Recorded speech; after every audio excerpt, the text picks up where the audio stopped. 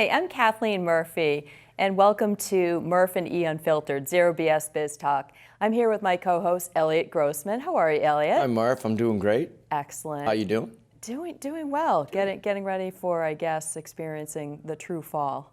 Yeah, well, it's here. It is here. There's a big difference from what we're doing. I was noticing that. You're a lot tougher than I am. Well, you know. I know. Women are tougher than men. Well, today we're going to be talking about a subject that I think many people will resonate with, and it's the subject of infobesity. And I feel like sometimes as a concept, it means there's just an overwhelming amount of information out there, and or at least I feel sometimes plagued by it. I don't know about you, but it just feels as if in the last 5 years, the amount of information out there has accelerated. And I think that this can be both an opportunity and a drawback in some cases. But I feel that having access to more information is probably a good thing. What's your take on infobesity? Yeah, so it's interesting. I told you, before we started, I was away this past 4 or 5 days on a trip with my company. Yes. And we were out in the middle of nowhere. So we had zero cell coverage. We had no Wi-Fi. It was incredible. We were truly off the grid. When people say they get off the grid, right, the truth was we got off the grid. And doesn't happen often. No, it doesn't. And so I'm going to read you a quote that I was doing a little bit of homework in anticipation of the show. It says, "The digital deluge is affecting everybody and not in a good way. Our survey suggests that nearly half of the UK's office workers are suffering from infobesity. The overconsumption of information, it makes us unhappy, is bad for our health, and hurts our productivity." Isn't that incredible? You would Incredible. think that having access to so much information would actually help you potentially with productivity. That wouldn't have been something that I necessarily would have cited as a drawback to infobesity and the negative take on that particular absolutely. So I'll it. answer your question really quick. You said, what's your take on infobesity? Here's my take. It's overwhelming. Yes. Right? We can just overwhelm. Your head's ready to explode. I think what happens is people post things to raise their status for their brand, or at least they think they have a brand, right? We all have our own brand. We talked about that, I think, in episode 1 or 2. Yes. But really, people post to raise their status in the social media world. I just kind of skim by that stuff. What I like is certain people that I follow or that I... Like me. Correct. Mark and me too. Well, and I do, and here's why. Excuse me. Original content. I'm about original content. I want to get smarter. I want to learn. I want to take in and digest people's original thoughts and how they came to those thoughts and why. I don't want you to take a clip and post it and almost act like it's yours or tell me how great it is. Tell me why. Tell me why it's worth my time. Sure. What about you? So for me, I like to be purposeful with the information that I take in. Like you, I'll skim through lots of information. Certain things will catch my attention. If I feel that there's information that's going to give me an opportunity to learn something, then I dive right in and I take it in. I love that. So things that pique my curiosity about topics which I think will help me in some way or maybe help others through the business work that I do really resonates with me. But since I think we can agree that we're both suffering from infobesity, how do we know we've reached a saturation point from consuming too much information? And here, for me, are some of the telltale signs that I took a moment to capture, and I'll share. So for me, I begin to lose focus on the information I am reading or viewing. The information I'm consuming does not have the initial excitement or appeal that it normally does. And then I become easily distracted and can't concentrate on taking in any more information or the information at that time. I just, it's like a sponge. Sure. That's how I feel. So what are some of the things that you experience when you reach that saturation level, when you've maxed out and you're at the infobesity max level? Yeah, well, I'm bored. Bored. Okay. Right? How do you pique my interest? Sure. How do you bring content to me, material to me that's going to make me stay past the second sentence? I don't want you to regurgitate what you think or what you think you know or all of it. Give me something new that's going to help me, because otherwise I can get that from 6,000 other people. Sure. Don't need it. I've probably already read it. I've seen it all. And so I like original content. That's number one. Number two, just not interested in what you have to say. So even though you might think that your Little League team parents might like that information, in the professional world, not a lot of people are really that interested in it. Not so So don't much. post it because you think it's good for your brand. So do you think anyone is immune to this concept?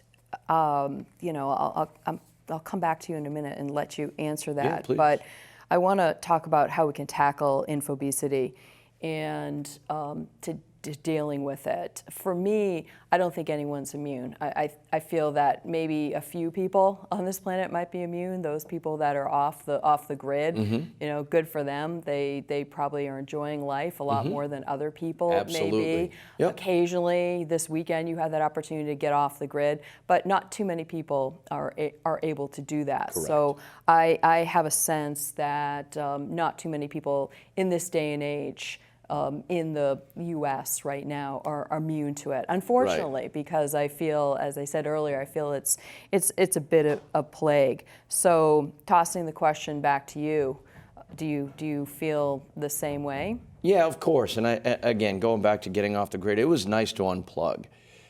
But then you have the FOMO, right? Am I Yes. really missing anything? Which is fear of missing out for those right. people that might not know that. And so when I got back on the grid Sunday morning, we go back, we're heading to the airport, and right away I'm on LinkedIn, I'm on Twitter, Sure. I'm looking. Catching up.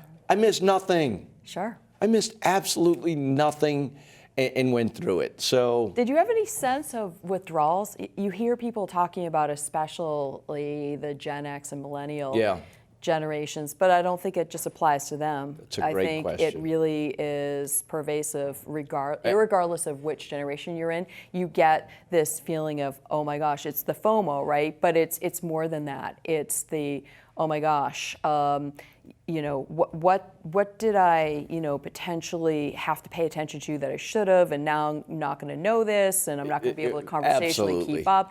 As you may know, Yeah. I don't often watch the regular news that's being broadcast, predominantly because it's all focused on bad news. I don't need to see any more bad news. So when I don't watch it, I don't feel like I'm missing out. I will sometimes have to ask people conversationally when they're talking about maybe something that might be going on that I missed, that's a big event happening. Okay, bring me up to speed on what did I miss? right. And when they do, I generally don't feel Like you as missed if, it. Right, exactly. It wasn't important to That right, that I should have been spending my time focusing on that. you. So we both have children. I'll take this down to the personal level. Sure. And we both have kids that are now maturing, teenage, and into their young adult years. What's interesting to me is they can't put their phones down. No. So you talked about Gen Xers, millennials. They They're can't put them addicted. down. So we go to dinner, and I'm like, put your phone down. They're snapping, making pictures, doing all that. We talked about that Yes. in a previous episode. We did. It's amazing to me. Isn't it? So coming off the grid and being able to look at a few things, I'm like, all right, whatever, I'm good. I'm going to go set my fantasy football team. Sure. Because the lineup, because that's more important to me. I don't really care about missing anything. And in my business now, I don't look at the sites that I used to as much. I don't look for as much information. So when I have the opportunity to go through it, I'm much more relaxed now than I ever used to be when it comes to infobesity. Sure. I don't let it overwhelm me anymore. That- I don't feel that. That's good. You know, what about you? So how do you deal with it? So- how do you deal with that whole concept of infobesity? So some of the tips that I'll share with people today in terms of how I personally deal with infobesity is I do something else which doesn't require reading. For instance, I listen to something, I do something physically, get up, go for a walk, and move around, basically, is what it comes down to. That helps tremendously, even especially when I feel like I'm at that saturation level. Perhaps I'll even give somebody, I know this is going to shock some people, give somebody a call. I'll actually place a call. And it could be an actual phone call. An it could be a actual phone video conference call. Yes. You know, to bring it into more Yeah, modern right day on. age, Yep. which is possible. Maybe I'll FaceTime somebody, who Right. knows. And I'll do that for 15 to 30 minutes, not like an extensive period of time. Of course. But that helps also. It takes me back to being able to concentrate. Well, it makes you feel human. It does. Rather than just, I got to read, I'm I got to read. engaged. Yes, You know, you're engaged I'm- and they become engaged. Right. I'm using my strengths, my woo, my positivity. And So you're taking that information that you may have shared via text or in a post, Sure. and you're bringing it real time. That's right. Exactly. Another thing that this may be alarming to some people, and we talked about this, but turning off those gadgets, and I mean all the gadgets, whatever has any kind of power to it, whether it's through electricity or battery, solar power, it doesn't matter what it is, shut it off. See if you can do that for however long is possible. It used to be that flying was something I'd look forward to because I could be off the grid, but not anymore since not all anymore. the All planes the are offering airlines have Wi-Fi. It used to be, right? You Right. get on a plane and you go, I can just relax, I can watch a movie, and you can really unplug. You Sure. can talk to maybe some of the people sitting next to you, read a magazine, do something other than play around with Agreed. gadgets, right? Right. Yep. Not anymore, unfortunately. And then I do something which is what I refer to as experimenting with limiting my time in terms of taking in information on a daily basis. So sometimes I put myself on an Infobesity diet. And I'll say, okay, Kathy, you're only going to be allowed to watch X number of minutes of whatever. Oh, good for you. Or That's look a great at, idea. right? Or Yep. So one of the things that I noticed recently that my phone is now telling me, which I don't necessarily like, it's kind of like a scale. I don't like looking at that number per se, but my phone is regularly updating me on how many minutes I'm spending on particular apps. Right. I don't know if I like that, but it's also a good reminder for me to say, oh my gosh, I overdid it Yeah, today. back it off I wonder a little why, bit. and I feel tired. I might feel more tired on those days when I do that. I Of notice, course. Yep. and I don't feel as energized. I don't like that.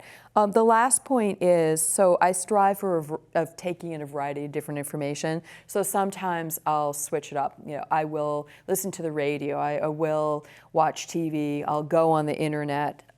I will attend live trainings. Great. Or go and interact with actual people in the real world. Imagine that. Yeah, and I know you're not really getting up, but to download a podcast or two, because there really is some good content. I love And if you're podcasts. in your car and you can do those things, Yes. then you're not wasting your time. Not at all. You're taking in information that's going to help you. And quite honestly, when you're doing that, you almost feel like you're off the grid. You do, because I think you're also being very selective with the information that you're taking in. It's not being cast at you. That's a great word, right? You're being selective. Being selective, and I think that's a critical component to maybe not experiencing infobesity is Sure. to take the time to actually think about what you're going to consume and why. Right. And to be mindful Yeah, of great. that, Yeah, like great. people are mindful in other ways when they do yoga or if they meditate.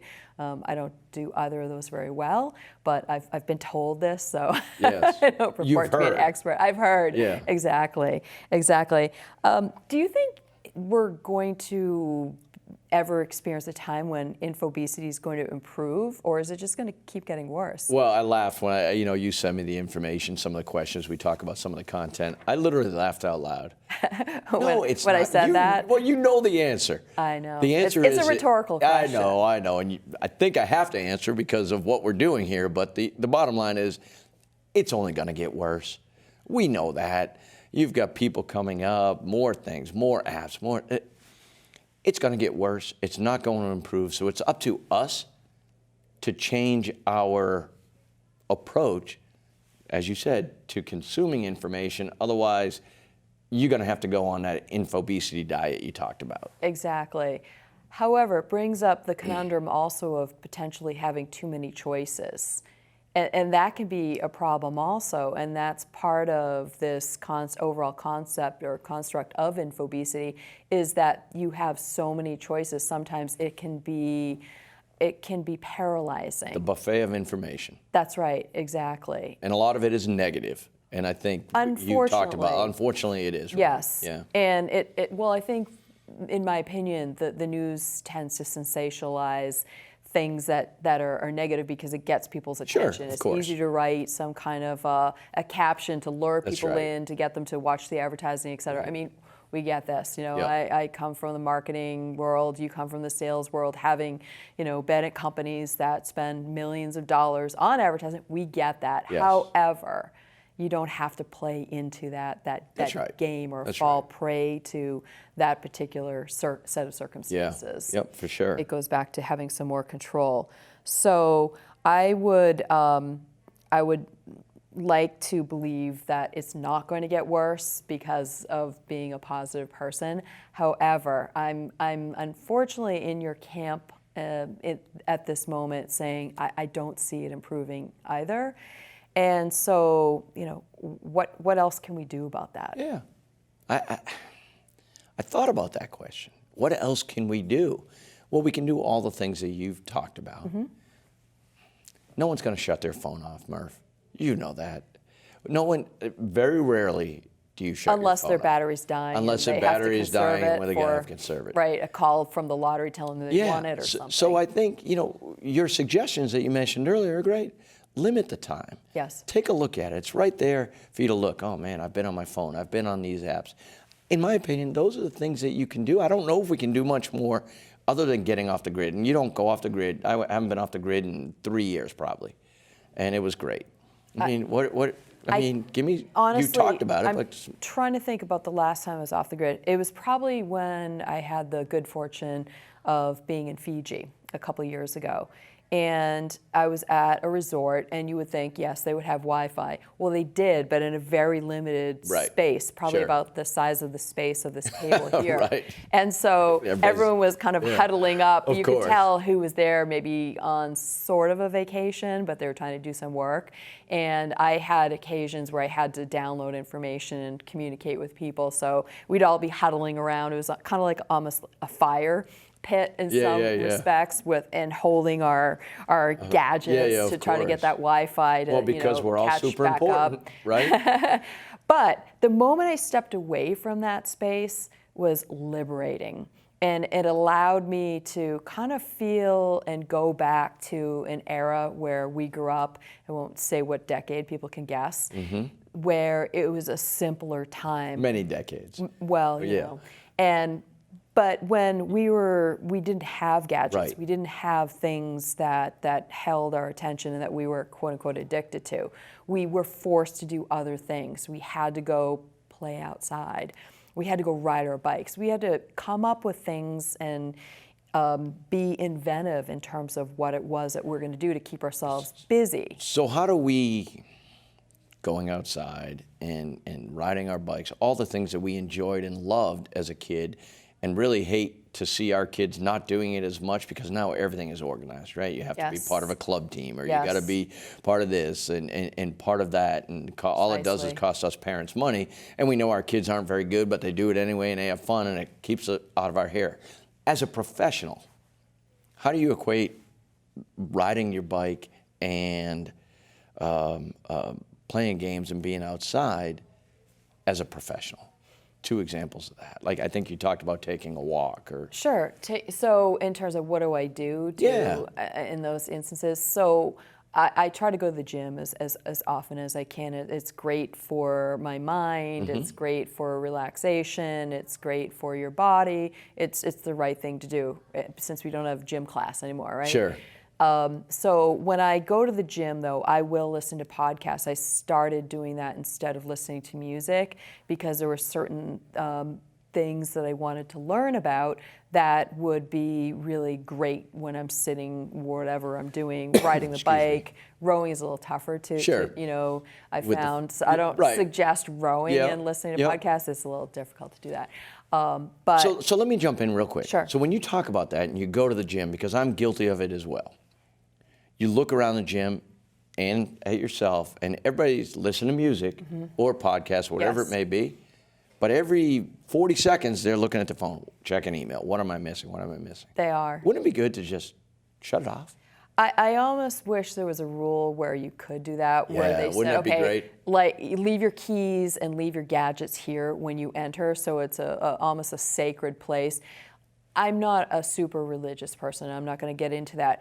But what I do remember the last time that I was in a religious place, people aren't on their phones. They're not necessarily checking things. They are fully paying attention. It's one of the sort of last bastions of a Sure. place that's sacred, that it's not cool or it's frowned upon for you to be using. To be using your phone. And to be connected, if you will. And so I think that that's almost a good reason maybe for some people to be a little bit more spiritual, to go to a place like that. And there's your Infobesity diet. There's Those are different ways. Exactly. And then to think of other places where you could go. A good friend of mine, she likes to hike. And so she loves hiking predominantly because she can go off the grid. And she schedules time at least a couple times a week to be able to do this. And she finds that she does her best thinking then. It clears her mind.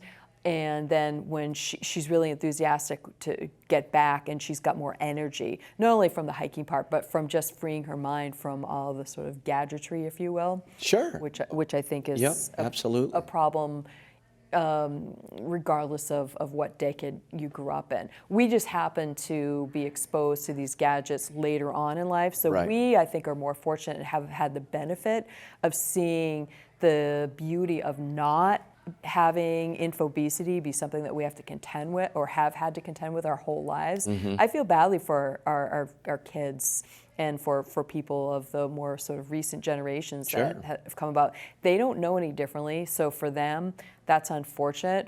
But I was talking to my oldest son the other day, and one of the things that he said that he's seeing trending, which I thought was great, and I was really happy to hear this, was that his friends are spending a lot more time thinking about going camping for the very reason of being able to unplug.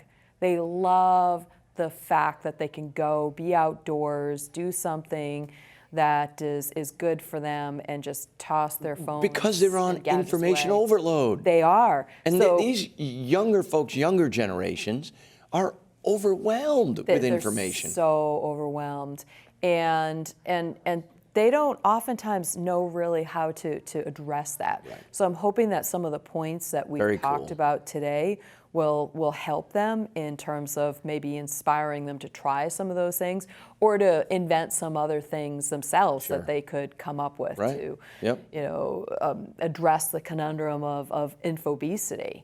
And I don't think also that men or women have more of a challenge one versus the other. I think it's an equal opportunity for both of the sexes. And I am hopeful that what we've talked about today can be beneficial to people out there that are maybe struggling with it and don't even have a name for what it is that they're experiencing. That's right. And that potentially can recognize some of the symptoms, if you will, that will allow them to get to a better place, to be experiencing the joys of disconnecting. Yep, sure. So, well, you were on your A game today, Murf. Great stuff. Well, thank you very much. It's always a lot of fun. It was a great show. I love this topic, and I'm going to be optimistic, and I'm going to hope that there are other things that people can come up with and that they'll share with us in terms of what they're doing also to reduce their infobesity level. Right. So if you can't reduce that level on the scale, maybe you can reduce the level at least for your infobesity level at some point. Great. So thank you very much. I look forward to our next show. Awesome job, Murf. All right. Really Have a great week. Yep, you too. Thanks. Thank you.